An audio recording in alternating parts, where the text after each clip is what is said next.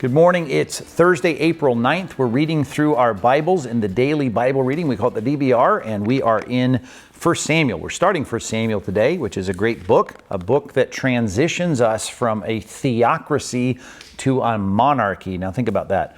Archy is the word for leader, the idea at least of a leader, someone at the top. And a theocracy comes from the Greek word theos, which is God, that God is in charge and God is leading this nation.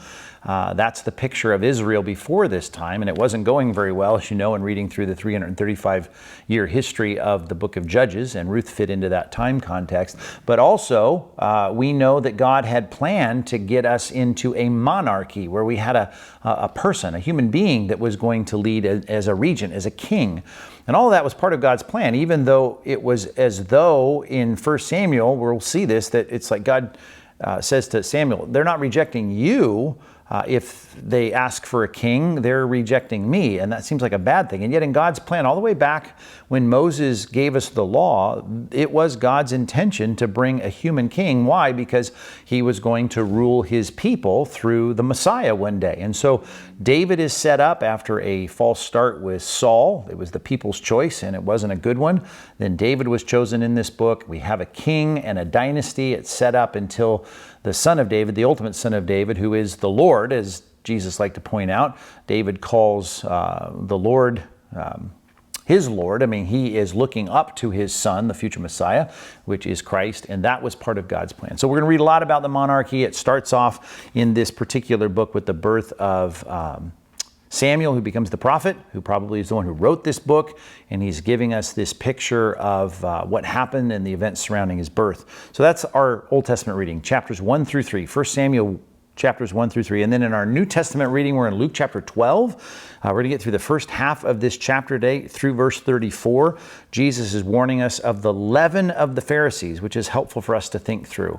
The leaven of the Pharisees, there's a Pharisaical and a wrong way to go about our relationship with God that is completely wrong-headed, as he points out in this passage, but it's leaven in that it gets in there and insidiously can grow if you're not careful to weed it out. Weeds, by the way, is a good way to look at it. Things in your garden, they just keep going. If you don't attend to this, it's going to grow up and it's going to overtake your garden. In the Christian life, we need to guard against the leaven of the Pharisees. It'll get in there and corrupt our lives unless we take warning to these things.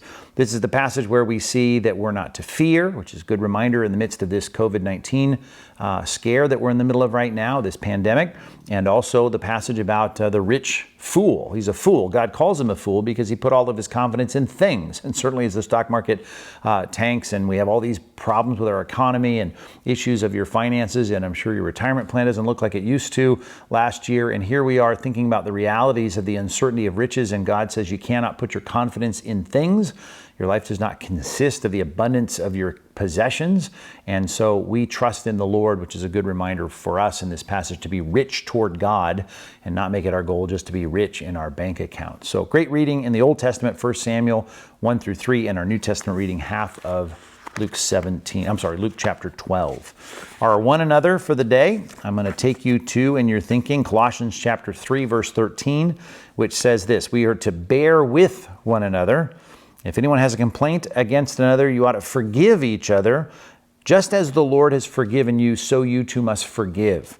Bearing with one another, forgiving one another. These are going to go together. Even though they're to one another's, I think they are nicely complementing in our thinking today. We bear with one another, which is a word, by the way, that doesn't sound fun. Putting up with, having a long-suffering attitude toward. Jesus said at one point, how long must I put up with you, bear with you? The idea of saying, I know that you're not perfect. There are things that you do that are hard for me. It grates against what I want, but I'm going to put up with you. That might not be the way we want to say it. The way the Bible says it, bear with you because I care, I love you, and I'm willing to forgive you. Great Greek word, aphiamai, to forget, to release, to let it go, to get it to where I say, I got things I could complain about, but I'm going to let those things go. I'm going to forgive just as, another great Greek word, kathos, just as in the same way, to the same extent, in the same manner that the Lord forgave you. What a good thing for us to do when we're having trouble forgiving someone in our lives, we're having a hard time putting up with them, to think about just the amazing ways that God has looked at our sin that is far worse toward Him than any sin anyone could ever commit against you, and to realize that God forgave it. How does He forgive? As far as the east is from the west, buries it in the deepest sea, remembers your sins no more. So important for us to think about that as the gold standard of our forgiving one another. That helps us bear with one another, even when it may be hard, and there may be things in your relationships that are hard to put up with. So here's our one another for the day. 2 parts of it: bear with, forgiving. That's the picture. That's the calling. I want you to think about it really carefully as you think about the people in your life right now that may be tough, you may be struggling with. Bear with them and forgive them just as the Lord forgave you.